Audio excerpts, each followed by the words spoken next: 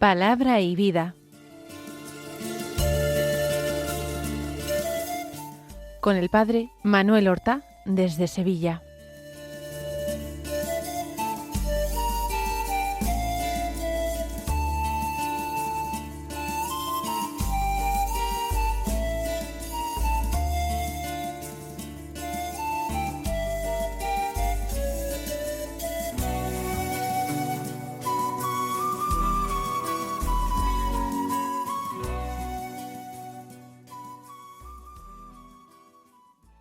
En el nombre del Padre, y del Hijo, y del Espíritu Santo.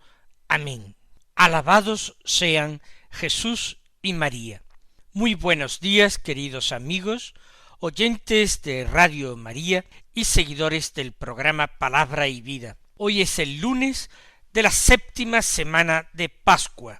Este lunes es 2 de junio. En este día 2, la Iglesia celebra la memoria de dos santos mártires romanos, San Marcelino y San Pedro, de los que se sabe realmente muy poco, aunque se conservan algunas noticias transmitidas por el Papa San Dámaso.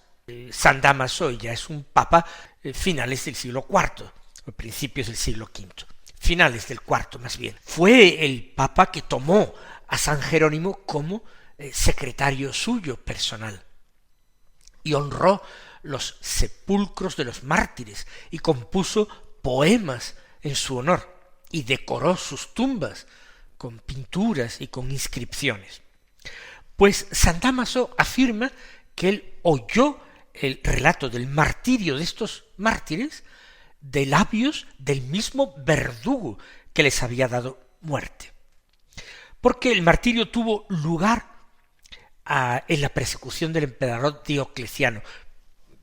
Había terminado esta persecución en el año 305, por tanto, al final del siglo IV. Marcelino y Pedro fueron llevados a un bosque en las afueras de Roma y allí decapitados por su confesión de fe. Se enterraron los cuerpos por parte de la primera comunidad cristiana en un cementerio en la Vía Lavicana de Roma, y después de que con Constantino viniera la paz a la Iglesia, se les erigió una basílica. Vamos a escuchar la palabra de Dios que se proclama en la misa del día. El Evangelio es según San Juan, del que seguimos su lectura continuada, en el capítulo 16, los versículos 29 al 33, que dicen así: En aquel tiempo dijeron los discípulos a Jesús: Ahora sí que hablas claro y no usas comparaciones. Ahora vemos que lo sabes todo y no necesitas que te pregunten. Por ello creemos que saliste de Dios. Les contestó Jesús: ¿Ahora creéis? Pues mirad, está para llegar la hora, mejor, ya ha llegado, en que os disperséis cada cual por su lado, y a mí me dejéis solo. Pero no estoy yo solo, porque está conmigo el Padre. Os he hablado de esto para que encontréis la paz en mí. En el mundo tendréis luchas, pero tened valor, yo he vencido al mundo. Hemos escuchado los 5 últimos versículos del capítulo 16 del Evangelio de San Juan. Con estos capítulos concluyen esos discursos de Jesús durante la última cena que recoge el 4º Evangelio. En el capítulo 17 se contiene la llamada oración sacerdotal de Jesús, una oración que Jesús hace al final de la última cena en voz alta, una oración dirigida al Padre, y que llamamos oración sacerdotal porque Él intercede por los suyos, se ofrece por los suyos. A partir del capítulo 18 ya está la ida al huerto el prendimiento de Jesús y el comienzo de los dolores. Pero estos son los 5 últimos versículos del capítulo 16 y por tanto de los discursos de la última cena. Y el colofón de estos discursos está muy bien escogido por el evangelista. Los discípulos, de alguna manera decimos, se rinden a Jesús. Le dicen: ahora sí que hablas claro y no usas comparaciones.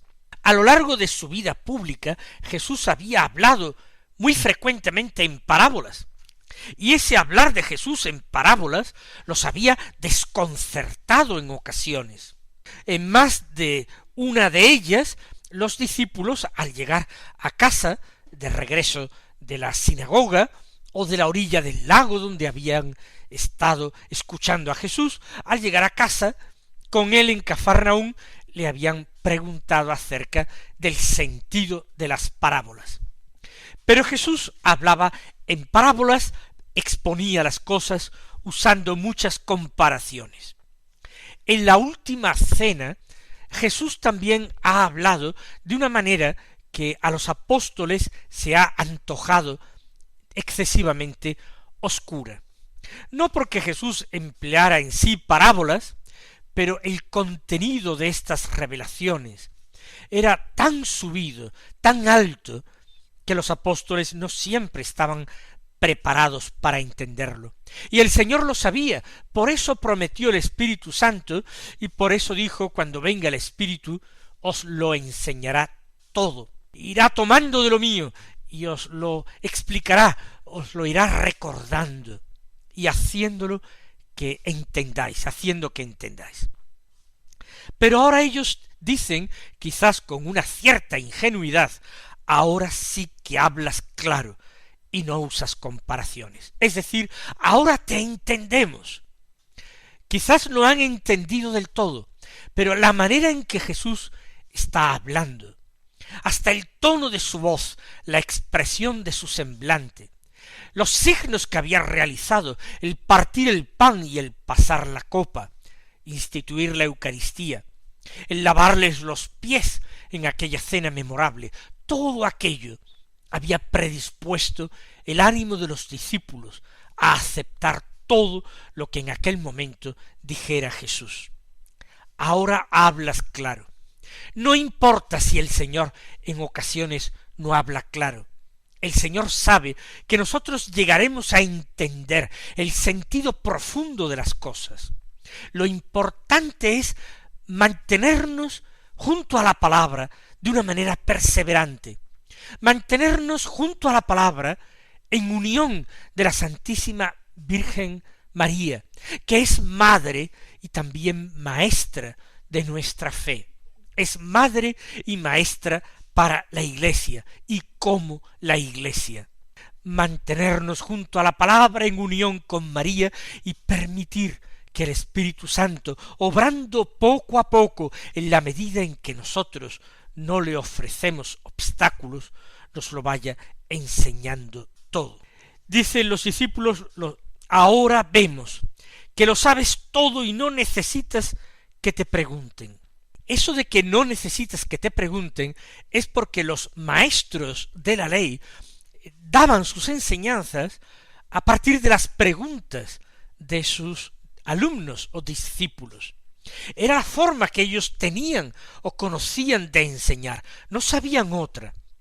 Pero los discípulos dicen: no necesitas siquiera que te pregunten, tú lo vas exponiendo todo muy bien y con claridad, e incluso sin necesidad de que te pregunten. No dejas nada atrás. Tu enseñanza es absolutamente excepcional, extraordinaria. Por eso añaden: por esto creemos que saliste de Dios. Por fin lo reconocen comúnmente. Claro que en Cesarea de Filipo ya habían dicho: tú eres el Mesías, el Hijo de Dios. Pero ahora lo dicen también de una manera todavía más madura, consciente, responsable. Creemos que tú saliste de Dios. Y Jesús todavía les dice: ¿ahora creéis? Después de todos los milagros que han visto los discípulos después de todas las palabras de gracia que han escuchado.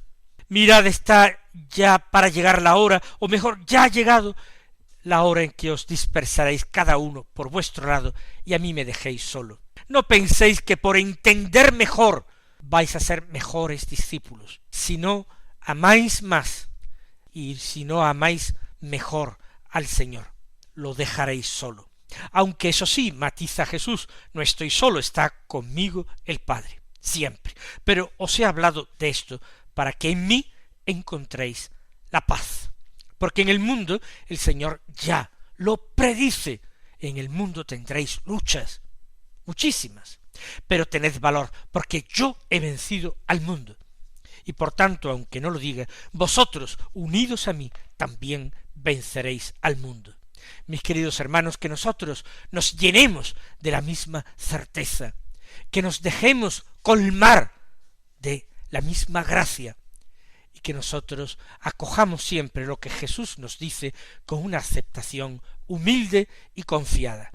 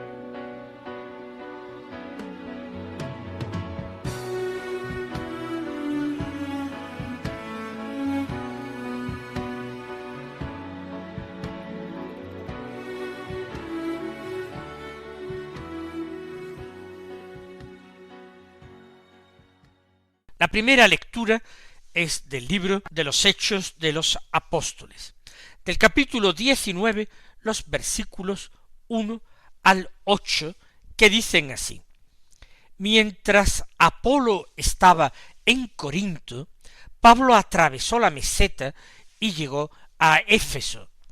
Allí encontró unos discípulos y les preguntó: ¿Recibisteis el Espíritu Santo al aceptar la fe? Contestaron: ni siquiera hemos oído hablar de un Espíritu Santo. Pablo les volvió a preguntar: entonces, ¿qué bautismo habéis recibido? Respondieron: el bautismo de Juan.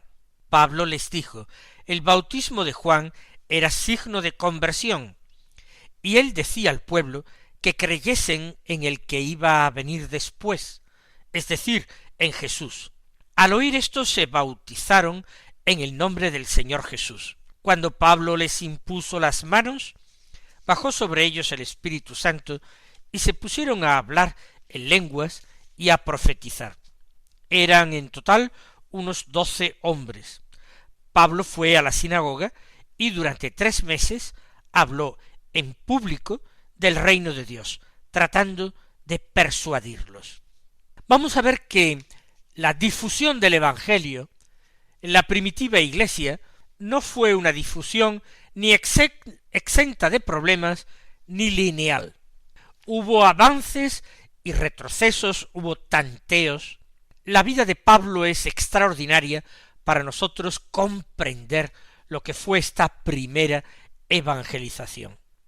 Recordemos cómo aquel judío converso al cristianismo, procedente de Alejandría, Apolonio, había venido de su tierra, en África, a Asia, a Éfeso, y cómo de allí había pasado, porque los hermanos lo enviaron hasta Corinto, a Grecia. De hecho, fueron el matrimonio de Aquila y Priscila los que tomaron a Apolo, lo llevaron a su casa, lo habían conocido en la sinagoga, y allí le explicaron de una manera más completa el mensaje de Jesús, del Evangelio. Pues bien, Pablo ahora es el que atraviesa la meseta y llega a Éfeso. Él se encontraba en otras regiones del Asia Menor. Y ahora llega a Efeso, parece que sin cruzarse con Apolo. Y allí encuentra a unos discípulos que están en la misma situación que estaba Apolo. Les pregunta Pablo, ¿recibisteis el Espíritu Santo al aceptar la fe? Y ellos contestaron, ni siquiera hemos oído hablar de un Espíritu Santo. ¿Cómo es esto posible? Si Pablo ha evangelizado en Éfeso, podría ser que estos hombres han recibido el Evangelio de Apolo, que ha pasado allí algún tiempo en Éfeso. Allí es donde conoció aquel simpático matrimonio de Aquila y Priscila. Y el Evangelio que él ha transmitido a otros es un Evangelio incompleto. Él no conoce el Espíritu Santo y no conoce el bautismo que Jesús en su ascensión a los cielos, o antes de subir a los cielos, mandó a sus apóstoles y discípulos que practicasen el bautismo en el nombre del Padre, del Hijo y del Espíritu. Ese bautismo en el nombre de Dios que sí comunicaba el Espíritu Santo, la gracia del Espíritu Santo. Estos hombres, al recibir el Evangelio, no han recibido el Espíritu, ni siquiera conocen esta vida trinitaria de Dios. No sabemos siquiera, no hemos oído hablar de un Espíritu Santo. Pablo les volvió a preguntar, ¿qué bautismo habéis recibido? Respondieron, el bautismo de Juan. Seguramente es el que hasta este momento impartía Apolo.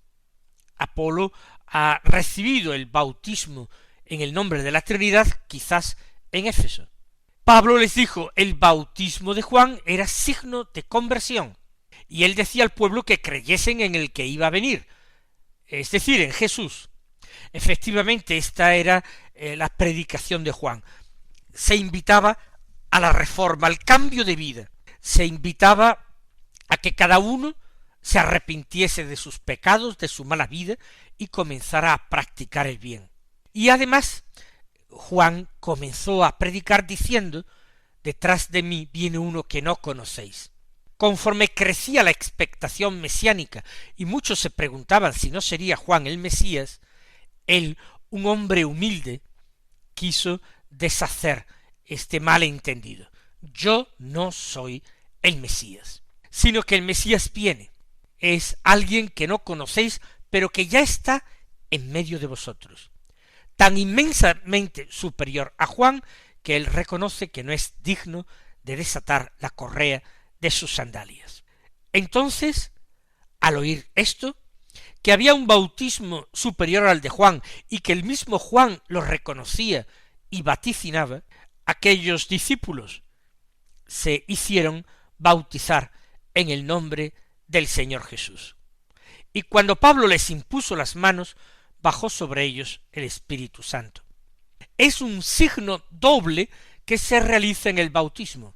Por una parte, la inmersión en el agua, por otra parte, la imposición de manos. Si ustedes se dan cuenta, se trata del germen del sacramento de la confirmación.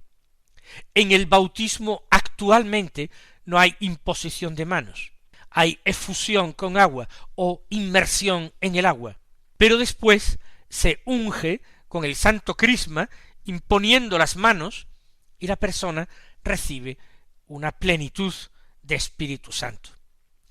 Ambos signos en la iglesia primitiva se administraban seguidos el uno tras el otro, de una manera conjunta, y en las iglesias de rito oriental, incluso cuando los que se bautizan son infantes, es decir, bebés, niños muy pequeños, inmediatamente después del bautismo se les administra el sacramento de la confirmación. La iglesia de ritos orientales ha mantenido unidos ambos signos, ambos gestos, el bautismo con agua y la imposición de manos con la unción.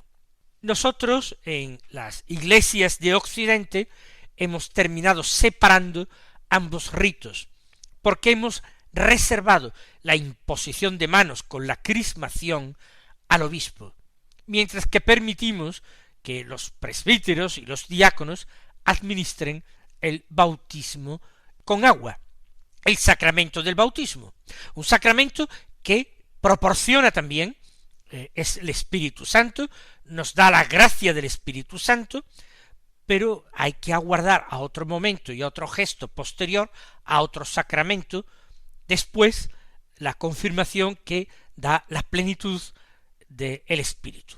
Entonces se bautizan y Pablo luego les impone las manos, se bautizan y se confirman, diríamos nosotros. Y entonces bajó sobre ellos el Espíritu Santo y se pusieron a hablar en lenguas y a profetizar. Estos dones y carismas del Espíritu Santo, tan frecuentes en la primera iglesia, no han desaparecido entre nosotros, pero son más extraños. De hecho, la profecía se ejerce en nuestra iglesia de distintas maneras, desde las maneras más solemnes, que coinciden con el magisterio de la iglesia, a las formas de profecía más sencillas, como puede ser incluso la homilía de un sacerdote en la misa del domingo. Ese también es un gesto, una actuación profética. Sigue diciendo San Lucas, el autor de los Hechos de los Apóstoles, que en total eran unos 12 hombres los que Pablo bautizó y confirmó. Y Pablo entonces fue a la sinagoga y durante 3 meses habló en público del reino de Dios tratando de persuadirlos. Es un nuevo esfuerzo de Pablo. Pablo había tomado ya la decisión de ir directamente a los gentiles a anunciarles el evangelio del reino. No ir más a las sinagogas, ya que veía que cada vez el pueblo de Israel se cerraba más y más y era más refractario a la aceptación del evangelio de Jesús como Mesías. Sin embargo, después de el bautismo y confirmación de estos 12, Pablo vuelve a intentarlo en la sinagoga. Durante 3 meses estuvo hablando y anunciando el reino de Dios en la sinagoga de Éfeso y tratando de persuadirlos, de convencerlos para que aceptaran a Jesucristo como el Mesías prometido y el Salvador del mundo.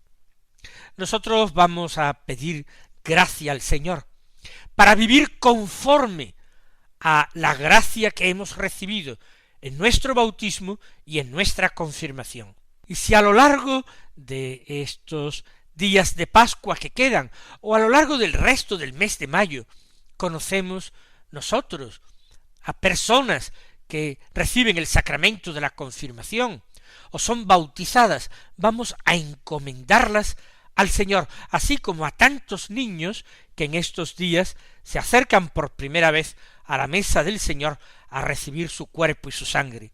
A todos ellos les encomendamos para que crezcan cada vez más en amor, en fidelidad y en conocimiento del Señor, y perseveren así en la confesión de la fe y en la práctica de las buenas obras y de los sacramentos. El Señor os bendiga y hasta mañana si Dios quiere.